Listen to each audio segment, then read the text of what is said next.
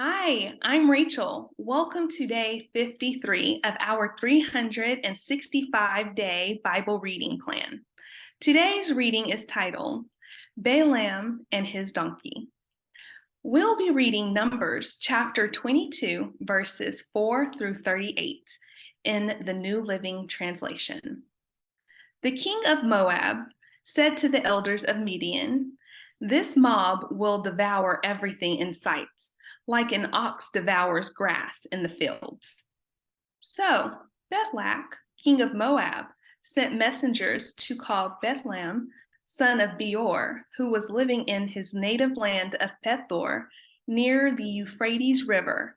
His message said, "Look, a vast horde of people has arrived from Egypt. They cover the face of the earth and are threatening me. Please come and curse these people for me, because they are too powerful for me. Then perhaps I will be able to conquer them and drive them from the land. I know that blessings fall on any people you bless, and curses fall on people you curse." Balak's messengers, who were elders of Moab and Midian, set out with money to pay Balaam to place a curse upon Israel. They went to Balaam and discovered Balak's message to him. "Stay here overnight," Balaam said. "In the morning, I will tell you whatever the Lord directs me to say." So the officials from Moab stayed there with Balaam. That night, God came to Balaam and asked him, "Who are these men visiting you?" Balaam said to God, "Balak, son of Zippor, king of Moab, has sent me this message. Look, a vast horde of people has arrived from Egypt, and they cover the face of the earth. Come and curse these people for me. Then perhaps I will be able to stand up to them and drive them from the land." But God told Balaam, "Do not go with them. You are not to curse these people, for they have been blessed." The next morning, Balaam got up and told Balak's officials, "Go on home. The Lord will not let me go with you." So the Moabite officials returned to King Balak and reported, "Balaam refused to come with us." Then Balak tried again. This time he sent a larger number of even more distinguished officials than those he had sent the first time.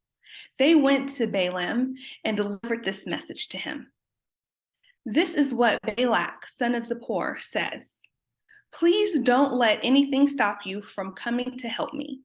I will pay you very well and do whatever you tell me. Just come and curse these people for me." But Balaam responded to Balak's messengers, "Even if Balak were to give me his palace filled with silver and gold, I would be powerless to do anything against the will of the Lord my God. But stay here one more night, and I will see if the Lord has anything else to say to me." That night, God came to Balaam and told him, "Since these men have come for you, get up and go with them, but do only what I tell you to do." So the next morning, Balaam got up, saddled his donkey, and started off with the Moabite officials. But God was angry that Balaam was going, so he sent the angel of the Lord to stand in the road to block his way. As Balaam and two servants were riding along, Balaam's donkey saw the angel of the Lord standing in the road with a drawn sword in his hand. The donkey bolted off the road into a field, but Balaam beat it and turned it back onto the road. Then the angel of the Lord stood at a place where the road narrowed between two vineyard walls. When the donkey saw the angel of the Lord, it tried to squeeze by and crushed Balaam's foot against the wall. So Balaam beat the donkey again. Then the angel of the Lord moved farther down the road and stood in a place too narrow for the donkey to get by at all. This time, when the donkey saw the angel, it lay down under Balaam. In a fit of rage, Balaam beat the animal again with his staff. Then the Lord gave the donkey the ability to speak. "What have I done to you that deserves your beating me 3 times? It asked Balaam. You have made me look like a fool, Balaam shouted.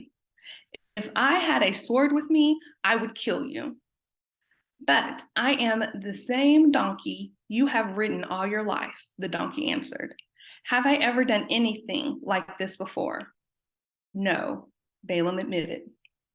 Then the Lord opened Balaam's eyes, and he saw the angel of the Lord standing in the roadway with a drawn sword in his hand. Balaam bowed his head and fell face down on the ground before him.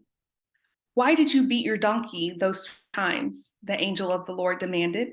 Look, I have come to block your way because you are stubbornly resisting me. 3 times the donkey saw me and shied away. Otherwise, I would certainly have killed you by now and spared the donkey. Then Balaam confessed to the angel of the Lord, I have sinned. I didn't realize you were standing in the road to block my way. I would return home if you are against my going. But the angel of the Lord told Balaam, go with these men, but say only what I tell you to say. So Balaam went with Balak's officials. When King Balak heard that Balaam was on the way, he went out to meet him at a Moabite town on the Arnon River at the farthest border of his land. Didn't I send you an urgent invitation? Why didn't you come right away? Balak asked Balaam. Didn't you believe me when I said I would reward you richly? Balaam replied, look, now I have come, but I have no power to say whatever I want. I will speak only the message that God puts in my mouth. Thanks for joining us for today's reading, and remember, everyone has an invitation to sit at Jesus' table. We hope you'll find your story and purpose in God's story.